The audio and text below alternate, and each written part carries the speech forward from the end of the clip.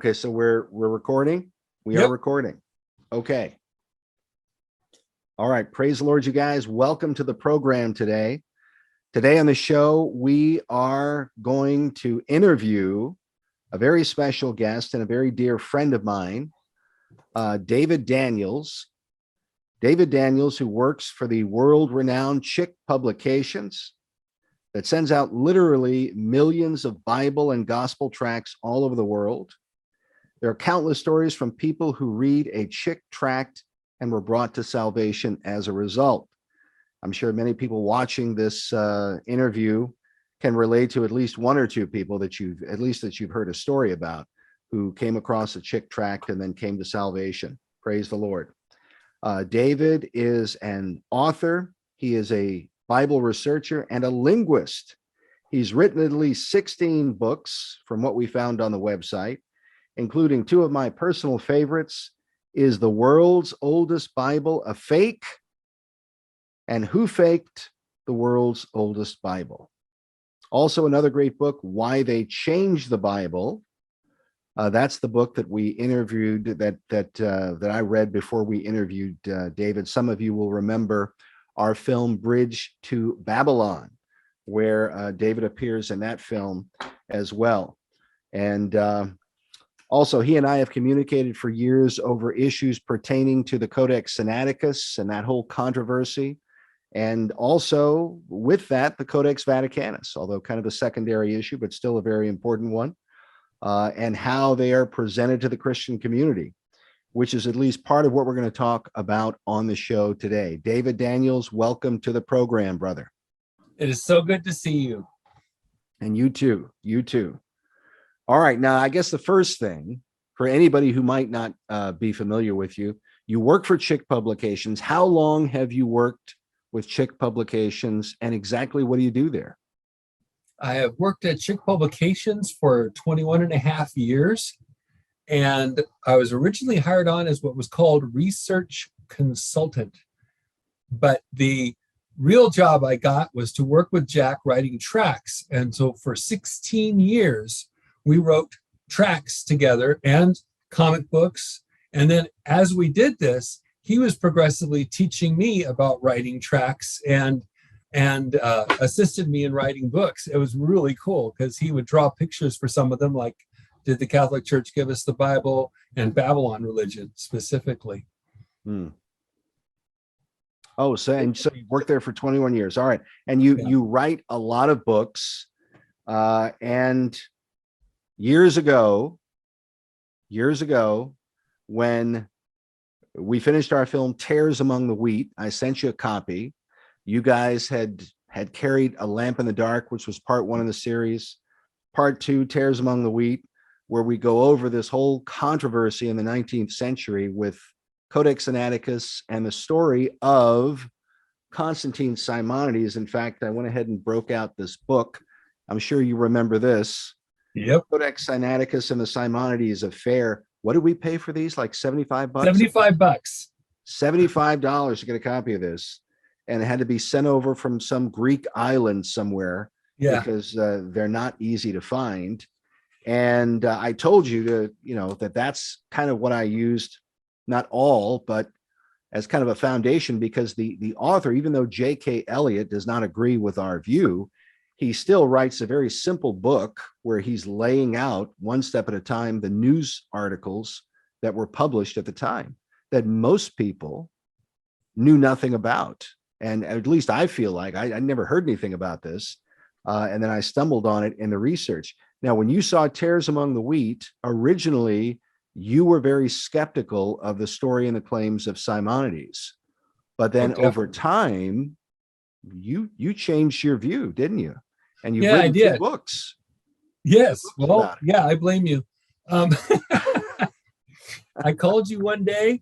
I remember I'd already been doing the videos, something funny about Sinaiticus. And even then, after doing that and putting those together into Is the World's Oldest Bible a Fake, I ended up thinking still that Simonides still had to be a con man. He had to be a forger. And then I started realizing, well, wait a second. I've not even given him the benefit of the doubt. I gave Tischendorf the benefit of the doubt and wrote a whole book giving him the benefit of the doubt and working my way through it and finding out, okay, no, he's a liar and a thief and a cad. But then about Simonides, I had to find out, okay, how do I find out if he is telling the truth? Okay, I think he's lying, but how do I find out? Take apart his testimony. And as I did that, I finally gave you a call one day. Remember, I was doing the walk around the building. I got on the phone. I said, hey, Chris, this is David. You're wrong. You're right. I'm wrong. Any questions? And I said, you're completely right about Simonides. I was wrong. I was wrong completely. And you told me at that point, you said, David, I was just trying to get a movie together. And all I wanted to do was settle the issue, show her the guy's wrong, and then put that in the movie and be done with it. Mm-hmm. But I couldn't find where he was wrong. And so we both agreed with each other. No matter, whenever we picked one thing to drill in on, where we had evidence to look at, and we drilled in, the bottom wasn't an onion. It wasn't an empty hole. The bottom was, oh, dude, he's telling the truth. And then we'd find cross-references from even rare and obscure books and then maps and all sorts of cultural things, and every little detail. I could not find where he was telling a lie in this basic narrative. No, that's exactly what happened to me. I thought when I first made Tares Among the Wheat, I assumed that what you generally read about Simonides was true, that he was a forger and somehow or other he was lying about Codex Sinaiticus, claiming that he was the real author shortly after Tischendorf. For those who don't know and who haven't seen, the film and whatnot, just so they know, Codex Sinaiticus is called the world's oldest Bible. And Tischendorf discovered the first 43 leaves back in 1844. He brought them back, published them kind of, quietly, called them Codex Frederico Augustinus, that's it. And then years later goes back, he takes a second trip there, he finds a fragment. And then he takes his third trip there in 1859, and that's where he finds the main body, the complete copy of the New Testament, plus the Shepherd of Hermas, Epistle of Barnabas, and then the rest of the Old Testament that he had left behind. And that's what is called Codex Sinaiticus. And he discovers this quote unquote discovers it in 1859, brings it back, publishes it. And then within a short period of time, we have this Greek paleographer named Constantine Simonides. He shows up and he says, wait a minute, this is not the world's oldest Bible. This is a manuscript that I created back in 1840 on Mount Athos, and it was intended to be a gift to the Tsar of Russia. And Tischendorf has misidentified it. And then that led to this controversy that went on for about 4 years, privately and in the newspapers, and the debate went on. Everybody ultimately agreed. Well, I wouldn't say everybody, but most people agreed with Tischendorf because he was the main guy. But Simonides went to his grave maintaining that he was the true author of the Codex. And then, as I point out, in 1907, you have James Farrar. And Farrar, from what I understand, had communicated with J.E. Hodgkin, who was the friend of Simonides. And Hodgkin continued to believe that Simonides may have been telling the truth and that the whole issue should be investigated, and it was never properly settled. And that's the argument that Farrar makes in 1907 in his book, Literary Forgeries. And Farrar was a barrister. He was a lawyer. So he knew how things are to be argued in a court of law. You see what I'm saying? And so he analyzes this whole thing. He looks at all the evidence in favor of Simonides, and he says it's unfortunate that the matter was never resolved at the time the claim was made. And then he goes on to say that it must be considered one of the interesting but unsolved mysteries of literature. And that's what really struck me when I was doing the original research. I thought, wait a minute, there were people like, and Farrar, his book, Literary Forgeries, is called a classic work by Bruce Metzger. So it's not like he's just some hack. he was a very serious researcher, and he understood about evidence and presenting a case in a court of law and that kind of thing. And he calls it an unsolved mystery. Well, why is it that nobody's talking about this? Why is nobody pointing out the fact that the issue of whether or not Codex Sinaiticus is genuine was never resolved? Why are we being told that there's no question, this is the world's oldest Bible, and now we need to make all these changes to the traditional text of the scripture? You see what I'm saying? Exactly. What's interesting, and what became who faked the world's oldest Bible is, as I started discovering, after that phone call, and I continued looking, how do you give somebody the benefit of the doubt? Well, you start by finding out, just like I did with Tischendorf, what was Simonides' testimony. Mm-hmm. And I took it apart, word, phrase, verse. I mean, I literally put it up, got it on the board. I wrote 4 levels of things that I would see as what levels of genuineness possible that I would there, and what levels of certainty I have about those things being historically true or not. And I wrote these principles up on the whiteboard right behind your screen over here. And when I set those principles, I went, okay, now I'm being fair. And as I did that, I started taking apart every bit of it. And the first thing is, what's a Cadonia? Where is Cadonia? And then I found this 1920s thing that said it was destroyed. I thought, oh, that's the end of that. And then one day I come in, and it's always through prayer. And the Lord just says, look again. And then boom, what? It's Ivalic. It's still there. It's not gone. And I start finding this history, start finding about, it's a very specific town with a specific history. It's got a Greek history in the midst of a Muslim country in Turkey. It had no Muslims in the city. Suddenly something happened, the Greek Revolution. Suddenly all this history starts coming together, and every single word, including where Simonides' great uncle, Benedict, is there as a teacher named Vissarion of Cyme, Cyme being a little island off of Rhodes and off of Turkey. So it's north of Rhodes and west of Turkey. And then finding all this information from the small little sentence that was just blurted out by Simonides. He just wrote it out in the letter, got it out, and this information is absolutely 100% in every way correct. But there was no way to know it back in the 1800s because people didn't have fast access to the internet. They couldn't find out the history of cities and places. They didn't have people who did photographs around the world and deep level maps and everything. All the internet gave me was the stuff that Farrar couldn't do. Mm-hmm. I had access to documents he'd never seen. I got to find Masonic documents and the histories of the place. I got to find the stuff from the Orthodox Church and the different factions of the Orthodox Church, the Russians and the Russian military, and what their documents were. And that was the great thing. At the very end, while George Collins, president of CHIC, has been with Jack since 1968, and I were working on the editing of toward the end of this book, suddenly I realized that there was a document missing that I should have been looking at.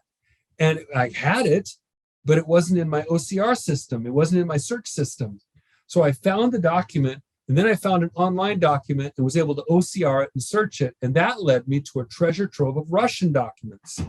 The Russian documents, fortunately, had Russian on this side and English on this side. And as I went through, and then other parts had Greek and English. And as I went through those documents, it backed up everything I had thought and added even more information and gave a new perspective from the Russians, which is all in this book.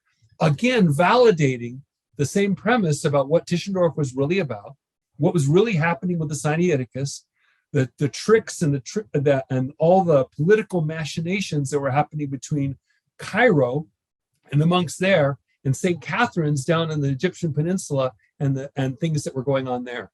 And then finding out by searching the history of the patriarchs, the heads of the Eastern Orthodox Church, and the various levels of that and archbishops, I started to be able to, or archimandrites, I started to be able to look around and find the people whom Simonides mentioned in passing and other people, and then found out that the whole thing was legitimate, it's historical, and it fits in a very specific timeline, which I included in massive detail in the back.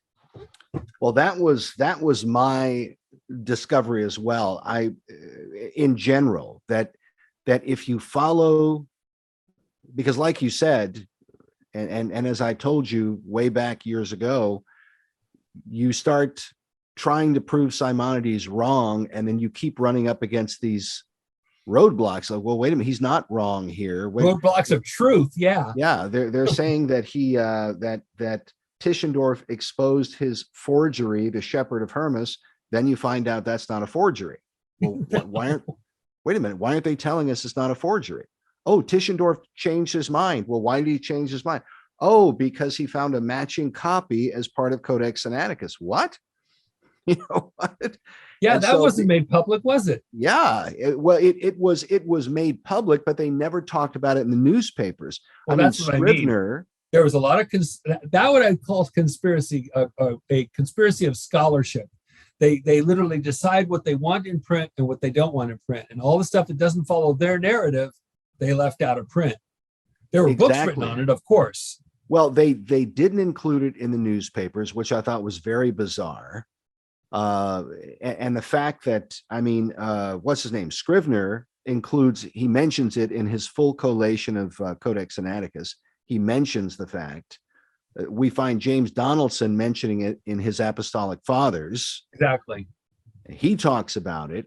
And then Philip Schaff mentions it in his History of the Christian Church. He just briefly, very, very brief mention that Tischendorf retracted his former objections in 1863.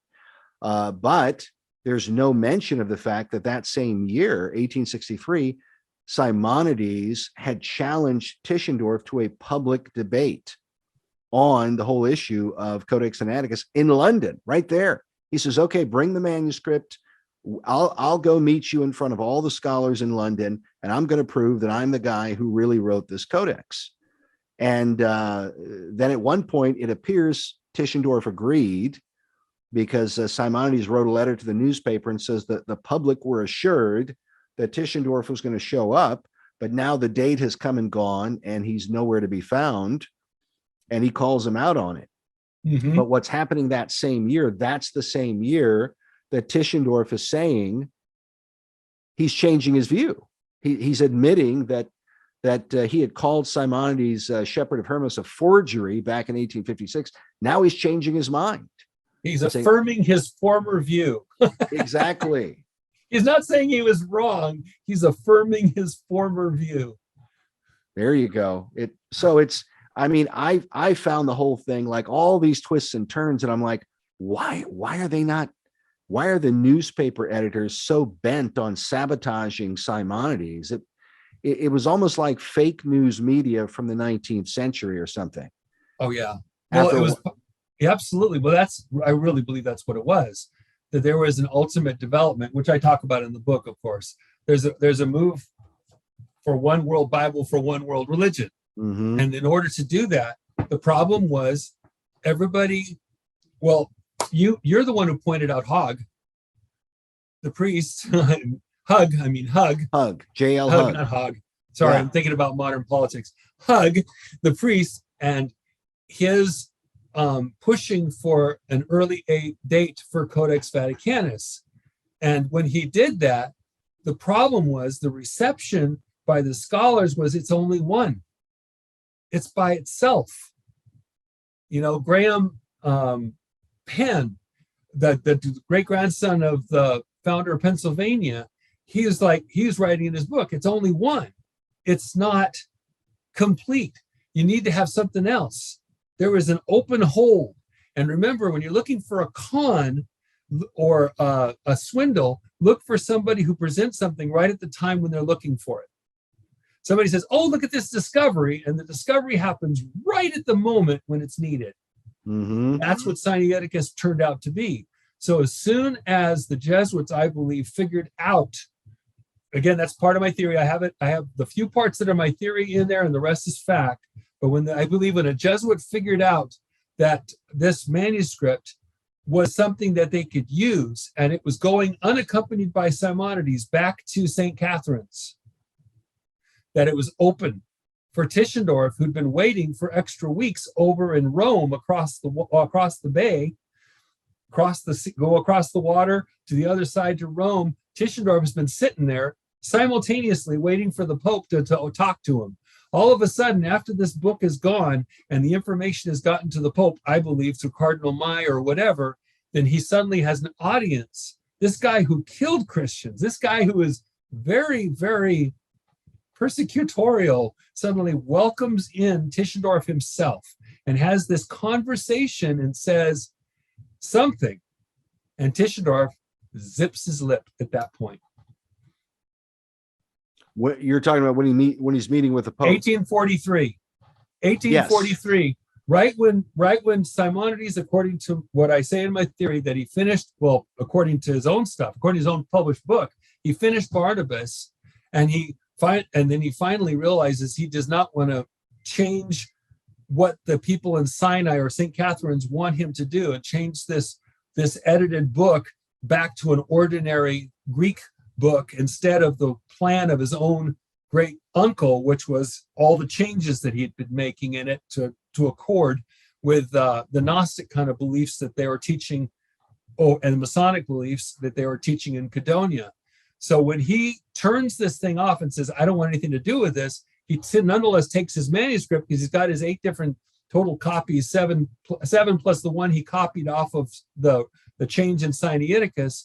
He's got that written into his own little Barnabas book, which you sent me, by the way, and it's so awesome to finally translate with the help of my son. That when he got that, he was dismissive and didn't want to do anything with that book anymore, because he didn't want to be held responsible for betraying his great uncle. At that point that the book went off by itself, now Simonides has got his Barnabas thing, and he wants to get that published. So he's got to go over to Smyrna and go to the Rodiconakis family and get them with their printing press to print this thing up and everything. I think at that point the Jesuits have gone back to Rome, told either the Jesuit or the Jesuit and the Pope, there's this other manuscript that can work into your plan to get them to go for Vaticanus. And so at that point, the Pope then says to Tischendorf, there's a book. You want to see Vaticanus? I got a deal for you. You go get me that book, or you get that book out to the public, and then that'll satisfy you. Then I'll let you see the Vaticanus. I think that's the way that things actually went in 1843. Well, that's when he suddenly starts raising his money to go down to Egypt. Okay. Well, here's what I want to go back to the point you made about J.L. Hugg and the fact that his dating, because he's the first guy in the year 1810 to date Vaticanus to the 4th century. Yes. And I think most ministers, most pastors don't realize that it's only the year 1810 that anybody decided this was a 4th century codex.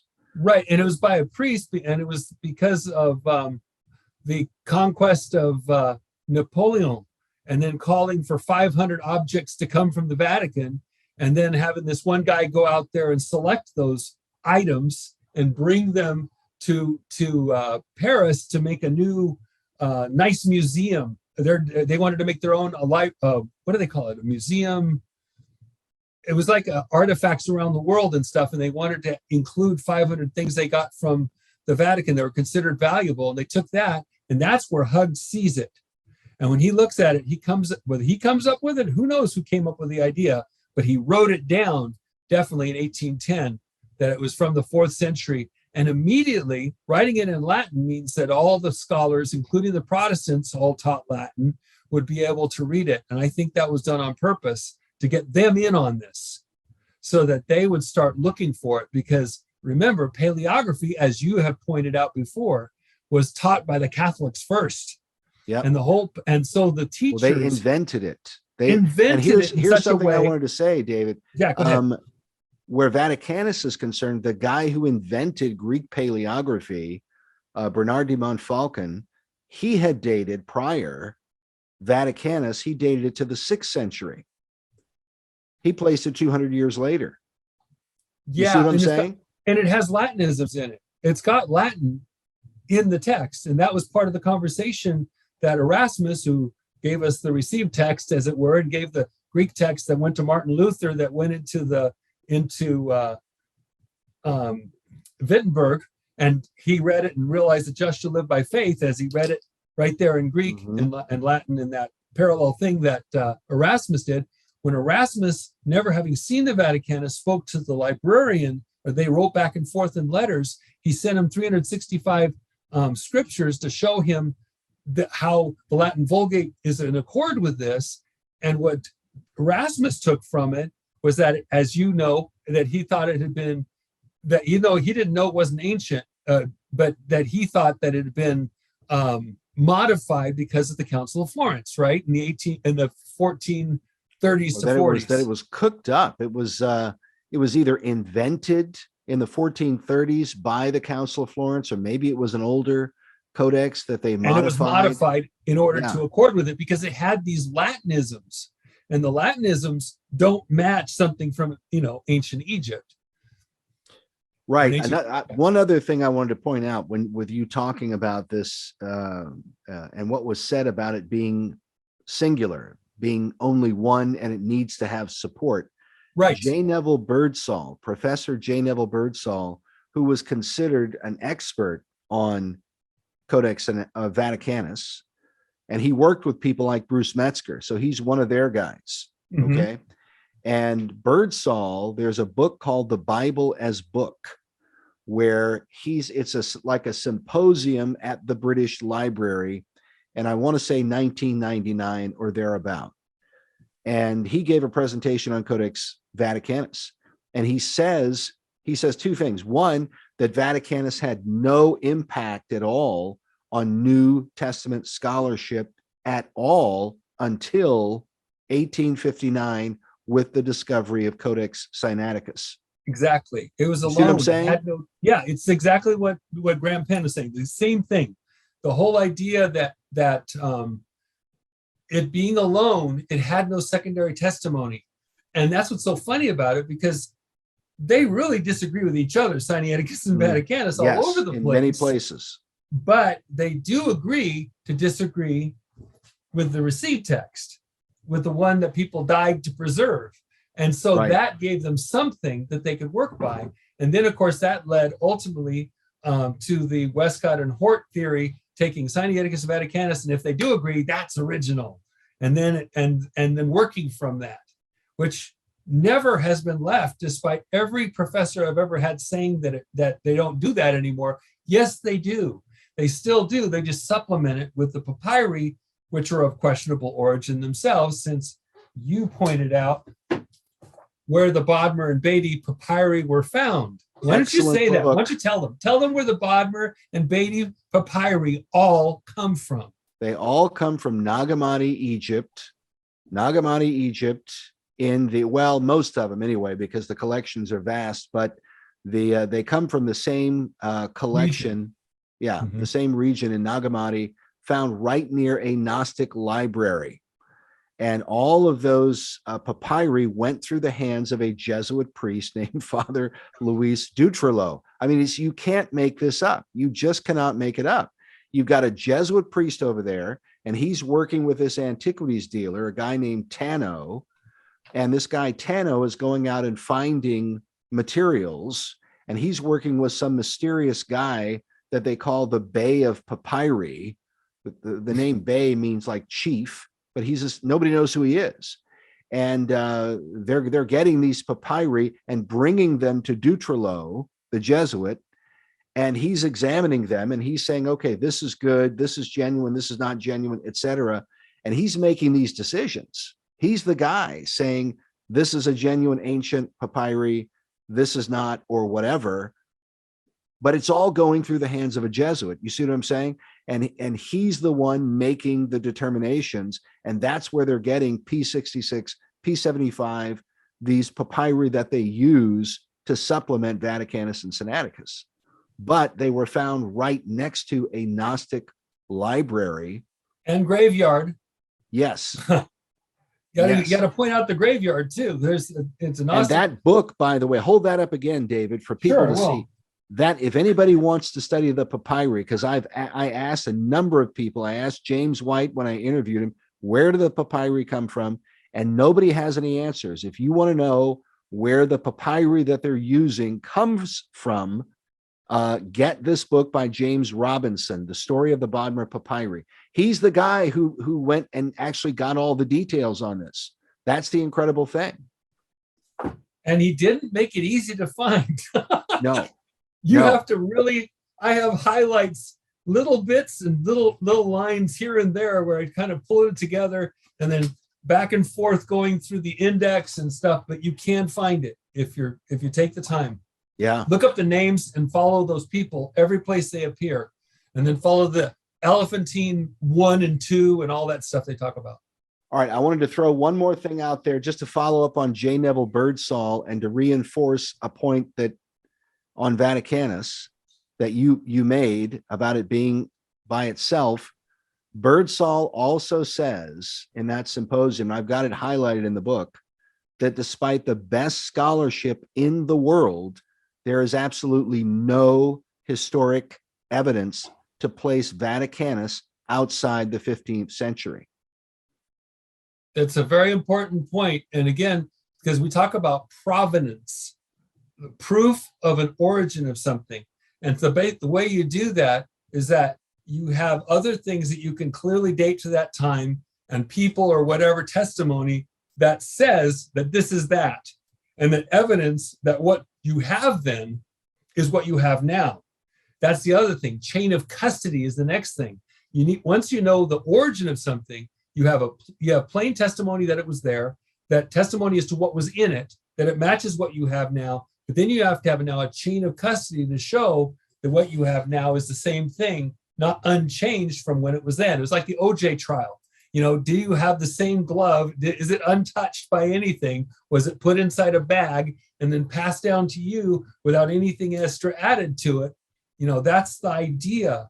Forensic evidence, it's great. What is admissible in a court of law?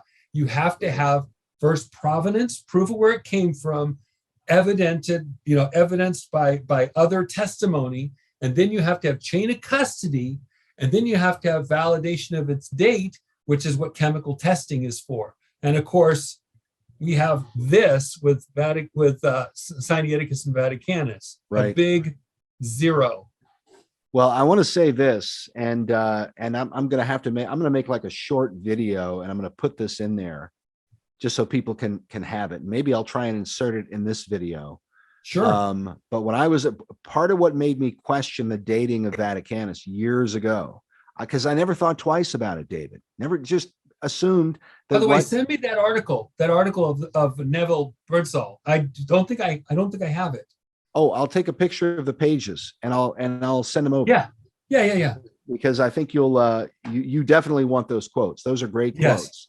Oh yeah.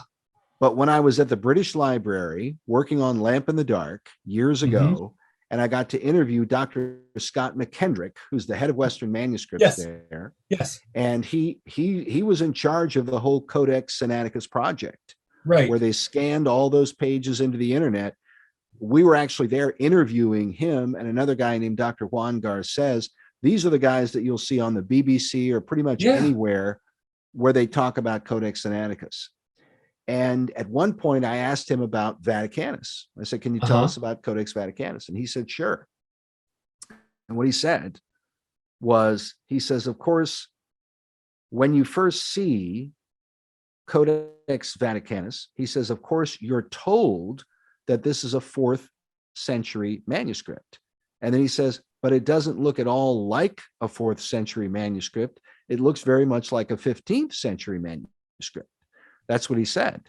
And I'm sitting there holding the camera, right, listening to him, and I'm going, it doesn't look like it. Well, then how do you know it is? You know what I mean? You didn't, did you say that? Did you ask him? No, I didn't say that, but that's what I was thinking. And but at least you got him saying it. You got him on camera. Oh yeah. I've never seen. So you haven't put this out publicly before. It's at the end of A Lamp in the Dark. It's in the last 20 minutes of A Lamp in the Dark. You got to turn it back around. You got to bring it back out again because I didn't realize that's what made me, because he said, it's almost like Darwinism, where they say, well, of course you're told that the dinosaur bones are millions and billions of years old. That's what you're told. And so that's what you end up believing. And I thought, well, wait a minute. the way he's saying that, you know, just immediately made me suspicious. It made me begin to question, okay, well, how do they know? And that led me into this whole dating thing and uncovering paleography, you know, and okay, how do they make these determine? Oh, paleography, handwriting analysis. Well, where does that come from? And then we get into that, as you know, and you've talked about Babillon this. Montfaucon. Uh-huh.